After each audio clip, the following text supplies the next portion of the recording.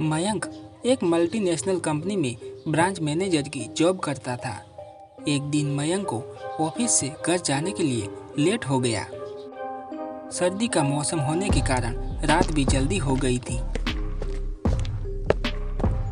ठंड भी बहुत शुरू हो चुकी थी। रास्ते में चलते चलते मयंक को अचानक एक आवाज सुनाई दी। रुक जाओ, रुक जाओ। मयंक वहीं पर ही रुक गया और पीछे मुड़ के देखा, लेकिन पीछे कोई भी नहीं था। मयंक को फिर से वही आवाज सुनाई दी, सामने देखो। जैसे ही मयंक ने सामने देखा तो उसे जमीन पर कुछ चमकती हुई चीज दिखाई दी। मयंक दौड़ के उस चीज के पास गया।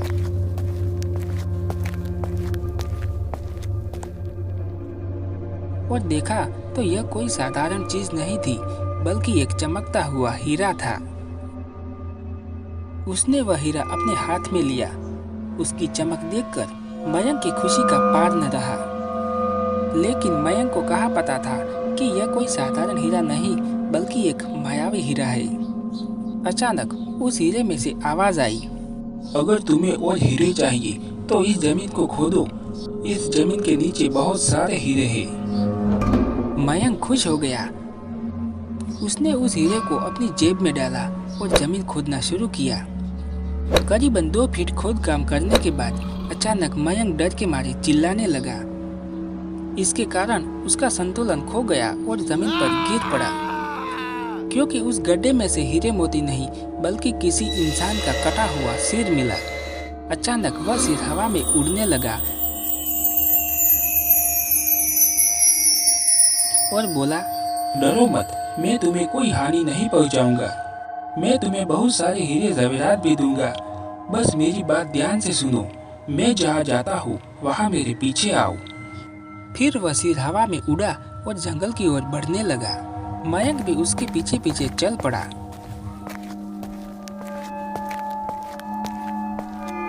करीबन 1 किलोमीटर चलने के बाद वो सिर रुक गया। मयंक भी रुक गया। फिर उस सिर ने मयंक से कहा, इस जमीन के भीतर बहुत सारे हीरे मोती और जवेरात छुपे हुए हैं। इस जमीन पे खोद काम शुरू करो। मयंक खुश हो गया और उस जमीन को खोदना शुरू कर दिया। खोदते खोदते उस जमीन के नीचे हीरा मोती तो नहीं मिले, बल्कि उस सिर का कटा हुआ धड़ मिला।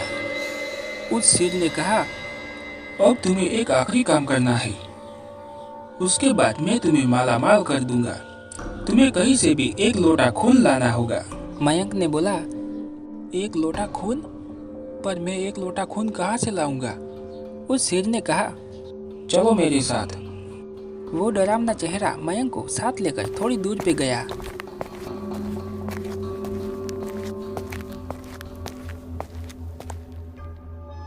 वहां उसे एक इंसान को जाते हुए देखा।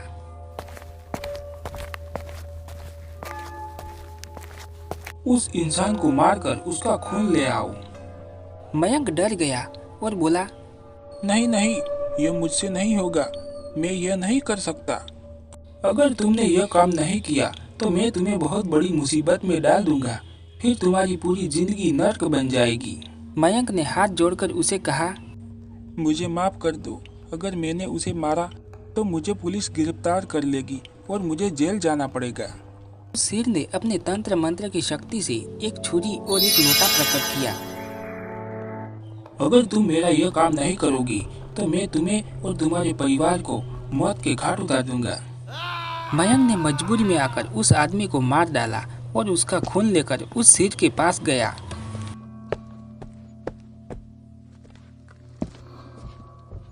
वो सिर खून को देखकर बहुत खुश हुआ और बोला, यह खून मेरे धड़ के ऊपर डाल दो। उस सिर के कहने पर मयंक ने खून को उसके धड़ के ऊपर डाल दिया। फिर कुछ ही देर में वो कटा हुआ सिर उस धड़ से जुड़ गया।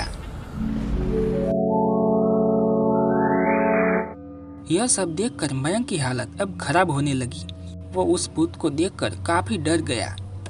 जैसे ही वो भूत जिंदा हुआ तो जोर जोर से हंसने लगा और डरावनी आवाज में बोला, तुमने बहुत बड़ी गलती कर दी कि तुमने मुझे फिर से जिंदा कर दिया। अब मैं सिर्फ तुम्हें ही नहीं बल्कि पूरे शहर को मौत के घाट उतार दूंगा। डर के मारे मयंक के मुंह से आवाज भी नहीं निकल रही थी। वो अपनी जान बचाने के लिए वहां से भाग गया, लेकिन उस भूत ने छलांग लगाकर मयंक को जमीन पे गिरा दिया।